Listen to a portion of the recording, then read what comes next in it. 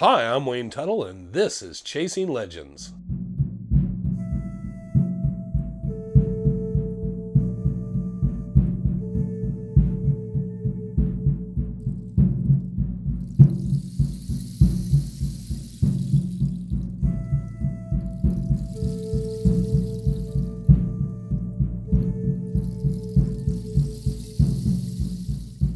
Welcome back to Chasing Legends. I am here again, finally, right? Okay. I wasn't down for very long. Please go down, hit subscribe, hit the notification bell, go to the About section. Legend Superstition Mountain t-shirts. Legend, not Chasing Legends. And Dutch Hunter Rendezvous shirts. Black, gray, long sleeve, short sleeve. He did mess that up, so I caught that. But thank you, Trevor, for covering there for a day. Leave a comment if you want to leave a comment, by the way. We do check them all. I like the comments. In fact, to show you I pay attention to them, sometimes we get trolled by guys that go, you're only doing 50 views an hour. You're only doing 100 views an hour. And I sometimes go to check out their stuff to say, okay, what is it they're doing right that I'm not? And finding out they have 1,000 views over 5 years. And I'm thinking, oh, okay. I don't know, our 1.5 million, they're 1,000. I guess they're right. Who knows? I didn't know it was a competition. I guess sometimes people think everything's a competition. Oh well. In that case, hey troll, I'm winning. But that being said and done, we'll get back to it. I was taken out. It was kind of a strange thing. Wednesday afternoon, went to Sarah's graduation. My daughter Sarah was the valedictorian of Willow Canyon High School. Yeah, right on. And I was sitting there at the ceremony next to Tyler. And Tyler had just got over, all 3 kids had been sick, and Tyler had just gotten over it, and I was sitting next to Tyler during the ceremony. Supposedly all 3 kids are healthy at that point, but I started feeling like my nose itching and my throat scratchy, and I'm just sitting there going, man, that's a weird feeling. And I'm thinking maybe it's the dry air in Cardinal Stadium, right? Get in the truck, drive home, not thinking much of it. Kind of say something about it. Figure I'll get a good night's sleep. I'm probably just overly tired. Didn't get a lot of rest. I'm having to run to the graduate. All the stuff. Yeah. I get up the next morning, go into work. And on the way to work, I got my normal breakfast of 2 tacos. Yes, I have 2 tacos every morning for breakfast. 4 a.m. I don't know. We're all different. Anyways, I ate a taco and then I just was like, I have no appetite. Got into work, and after a few hours, I realized, man, I feel like poop. And I was just flushed. My nose was running. My throat was felt a little swollen up. I had a sinus headache, and I was like, man, this came on fast. Had a meeting at noon, so I figured after a few hours or so, I just figured I'm going to finish work, go home. I'll do the meeting remotely through my laptop because I didn't want to be in the room with anybody, get them sick. Got home. Didn't want to get anybody homesick, so kind of began the self-quarantine, which was not really self because everyone else avoided me. And got through that, went to bed, got up the next morning, figured, I'll be better. Got up, wasn't hungry again, got in after 3-4 hours, just decided, I'm done with this. I need to get some more sleep. I never really took any medication. I took some, and then it didn't seem to make a difference, so I figured I just need to get some sleep, get this out of my system. Came home. Trevor finally comes in the room, says, hey, we need a video. And I said, yeah, not happening. Well, I need the intro. Not happening. Do it yourself. Wasn't exactly those words, but close enough. We got through that, but here we are less than 24 hours later, and I'm doing videos again. I feel like I'm a little congested. I'm feeling a lot better and just kind of popping through it. It's just a sleep thing for me. Generally, I just basically drink Dr. Pepper, smoke a cigarette every 3-4 hours, and get a lot of sleep, and it goes through my system. I don't recommend this for anyone. I do like to tell Trevor that, he wants to know where my doctorate is in internal medicine, how I know these things, but that just works for me. Don't recommend it to anybody else. That being done, I've had a lot of time to think and work up some stories and stuff, and kind of laying there sometimes and not being able to sleep, and then going, well, I got to do these videos, what other stories? And I want to tell some stories about things that have happened in the mountains, do some of the history of the mountains. We like to do some of the personal narratives, and then answer questions and different things. So this week, I'm going to tell you a story. Probably happened around 89, 90, 91. Can't always remember. Someday I'm going to learn to write everything down or work out kind of when things happened. I'd been in the mountain superstitions with a guy named Wade Davis I'd met. And Wade was one of those people, like a number of different people, I'd make a trip in the mountains with, and afterwards they would say, thank you very much, that was awesome. I'll never forget that trip, and I'm never going back there with you again. And I remember he was very adamant about, basically, you're crazy. What the hell? So we made that trip. Well, I come home, and anybody that knows my family, knew my parents, I come home to my parents one day, stop in, and I go in, and there's someone sitting at the counter in the kitchen, and they're eating. This is not unusual. My mother decided anyone that came to the door and knocked on the door that was asking for someone in the family, if they weren't there, she'd invite them in because every stray dog needed a meal. She didn't even ask. She'd just say, come on in and wait for him. He should be back here shortly. And then you would just sit down and eat. Well, this person, I didn't even know who it was. And so I come in and I'm just kind of like looking at the counter, not sure who this person is. And I come in and she says, yeah, I got some, and then blah, blah, blah. And then she kind of introduces me to the guy, and he's like, yeah, I know Wade Davis. And I was kind of like, okay. And I didn't know what to say. So I kind of sat there eating my soup, eating my grilled cheese with him, and listening. And then eventually we both were finished, went outside to have a cigarette. And at that time he explained more fully that him and some guys had been up in the mountains, and they'd found this old diggings, and it looked like a tunnel going in. It was like not a pit or a tunnel, but it was kind of like went down at an angle. And they couldn't really see very far in it. They didn't know much. It looked like it was, it wasn't shored up or timbered up. They weren't sure about it. But they wanted to go back to it, and he knew Wade, and he talked to Wade, and Wade said, I know a guy that goes back in the mountain that you probably want to talk to and all. And Wade knew where my parents' house was. He didn't know where I was at the time. So he told him, go down there and see if you can get a hold of him. He went down just to knock on the door and say, hey, do you know how to get a hold of Wade, or can I leave a message for him? Which is what a lot of people would do. And my parents, of course, decide, well, come on in, have a meal. And my parents were always like that. All my friends that I grew up with, I would come home and be like, how long you been here? About 3 hours, and she would serve them dinner. People would stop by the house and end up sitting at the dinner table with us. You were always invited. My mom would start cooking. She wasn't Italian, but for some reason she decided everybody was hungry and needed to eat. Nice gesture, obviously. Anyways, I talked to him.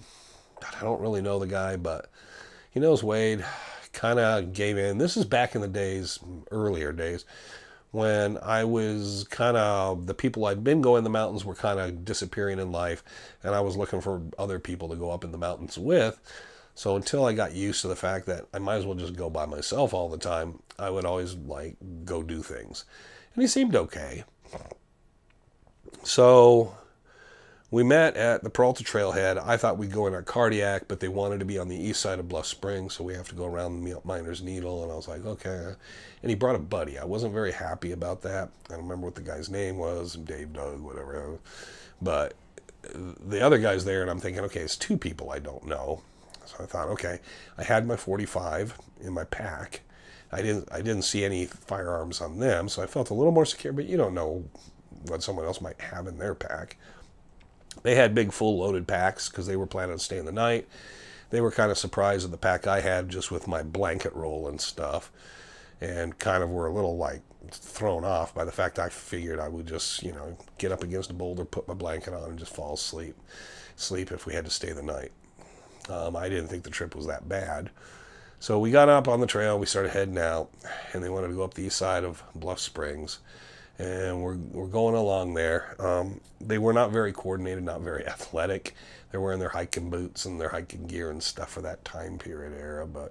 And I was just wearing some pair of jeans and a t-shirt and a hat and my tennis shoes, and I'm just moving along. And back in those days, I was cutting like a sharp knife through butter, definitely. And I was having to wait for them a lot, and then because I wasn't sure where we were exactly going to stop, so I couldn't get too far ahead. So we kept working until we got general area, and then I had to slow down and let them get in the lead because they had to figure it out. And they got to the spot, I remember, it didn't look like there was really anywhere to go. And they said, it's over here. And they remembered they built a cairn off the side of the trail. And they showed me where it was. Then we crawled around, and it was kind of an optical illusion for where you were because it didn't look like there was any place to go, but there was, and there was a little, arroyo thing back in a little spot. So we got back in there, and sure enough, there was this open kind of a pit, but it was more at an angle. So it wasn't quite a tunnel, but it was kind of a pit going in, and it went down, and you couldn't see very far back. The opening was probably only about 4 feet by 4 feet. And it looked pretty loose. It looked a little shady from the outside. I looked in, it was a hard rock. It went deeper than a prospect, so I told them, I said, well, let's do this. One of us will stay out, one of us will go in, then one person is there to go for help. So if two are outside, one person can go for help, then the other person can stay there, kind of watch things, dig or whatever, if something happens, and try to get the other guy out, or, you know, give some comfort, I guess. And we'll do it that way, and we'll switch. I'll go first and see what's back in there and see if it's worth exploring and whatnot. So I went down in. I took my pack with me because I also realized by the time one of them, because it took forever to get back there, by the time one of them would make it back to get help, I probably would need a couple meals. So I took my pack with me, drug it in. I think they thought that was a bit weird, but that was purely precautionary on my part. Got in, started exploring. It did go down a little ways, and the reason they couldn't see the end was it kind of like dropped down, and then there was like a branching. Now the one on the left side, if I remember, only went maybe 4 or 5 feet, kind of bent, and then the other one went maybe 10 or 15 feet and did a little wiggle. I looked around. You could see the holes where they drilled for some dynamite on the right-hand tunnel. But other than that, there was no sign of a vein. I couldn't see any sign or anything where anybody had done anything. I considered it more modern workings, what I was looking at. I didn't find any trash in it. And out front, the tailings, because of the way it was situated, most of that had been thrown off down the hill or let loose. I grabbed what pieces I could inside to bring outside. Came outside with them, kind of look at them, and looked at them in the sun. And there wasn't, we broke them up and stuff. There was nothing to it. It was just that bluff rock that's up there in the shale and stuff and loose rock. So it was nothing to it. I told them it was pretty much, in my thoughts, was either a non-glorious hole full of leave it right there, or it was some sort of guy that got carried away with his prospect hole. I couldn't see any sign of anything anybody found valuable in there. I asked them if they'd looked around for a camp. They hadn't. I said, well, just in case, cover our bases. If you guys want to go in, go ahead. So each of them went in. Came out pretty quick. I mean, I was probably in there a good half hour, so I don't think either one of them were in there longer than 5 minutes. Some people are like that. I took them up around. We went up above.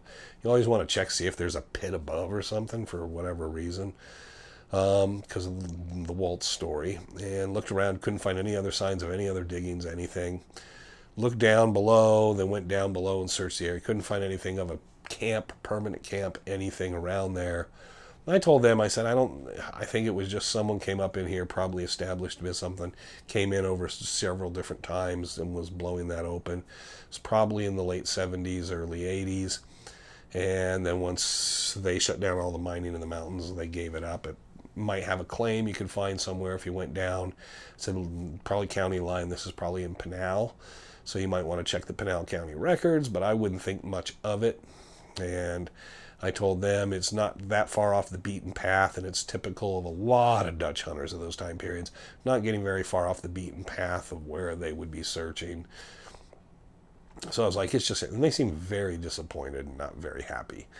And I said, well, that's all of it and about that. So what I'm going to do is I'm just going to head on out. You guys can stay the night if you want, but hope you guys are settled and fine. And then they got like kind of a little weird for a moment or two about that. And I was like, no, I said, I just don't see any reason to stay here. There's nothing else to explore. This is what we're looking at. Told them came in with you, told you what I thought and so forth.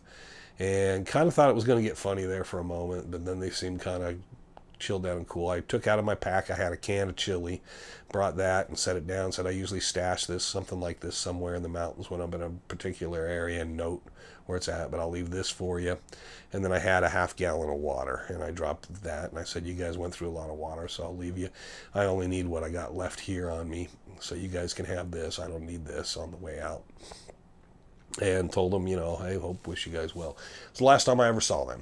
Got out of the mountains. It didn't take me very long. A lot faster getting out without them. And got out, never heard from them again, never knew anything again. Years later, I did make a trip, and I don't think it was with Randy, but someone else. We went by that area, and I went up to look, and the whole thing was basically at over time, just the rain and stuff and the wash and stuff.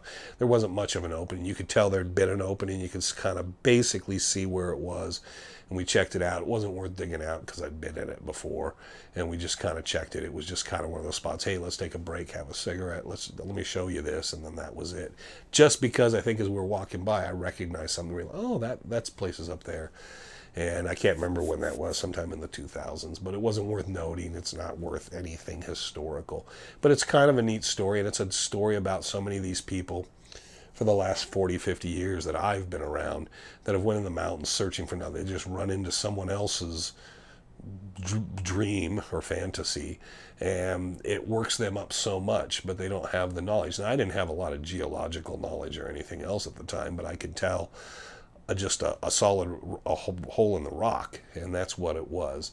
But it's kind of a neat story, and gets to bring my parents into it and all. And Wade Davis, whatever happened to him, he faded and disappeared. A lot of these people do. But that's it. That's that story. I don't know how to really end it because I just got in my car and I went home. So that was the end of that, and that was the end of our time spent in there.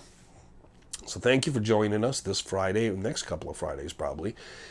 Tune in. I think we do these at 4 o'clock. They're released at 4 o'clock on Fridays. Well, at 4 o'clock on Friday, there won't be a release of a video. I'll be going live. So the next 2 Fridays, I will be doing at 4 p.m. live. So if there's a handful of people in there and I answer some questions, it could be short, it could be long. It will upload for Friday's video. So if you got questions you want to ask or whatnot, I'll be live doing that. There's reasons behind that for right now, but it's also taking a little bit of a breather on the special Legends episodes on Fridays as we build up to episodes later this summer. So what you'll be able to do is, if there's questions you want to ask about the TV series, about any of the films, anything like that, you can kind of get it out, and I don't have to insert those in or worry about the comments and stuff. And you'll have me there live for whatever it is, a half hour, 15 minutes, however long it takes us to do that. So that'll be the next 2 Fridays. Additionally, where you've wrapped up and we got most of the music, but we're still fine-tuning on Sunset, so keep that in the back of your head. A really cool film about the Dutch hunters, and really well done by Trevor. So when we're able to give you that, and there'll be some trailers and that type of stuff, we'll be pushing that out there for you. Different version of all the story. It's going to be a little bit of a different look, but I think it's important to note that film will be from the perspective, to some degree, because I was involved in but it'll be from the perspective of a young man that grew up for the last 20 years in the middle of it all. So I think it's very interesting that while I knew all these guys and the history I have in it, Trevor's history is literally from just a 4, 5, 6-year-old kid growing up around these individuals. So I think it's kind of a neat mix of both and all. So hope everybody will enjoy that as well. But until the next time, I'm Wayne Tuttle. You're not. Thank you for watching, and this was Chasing Legends. Take care.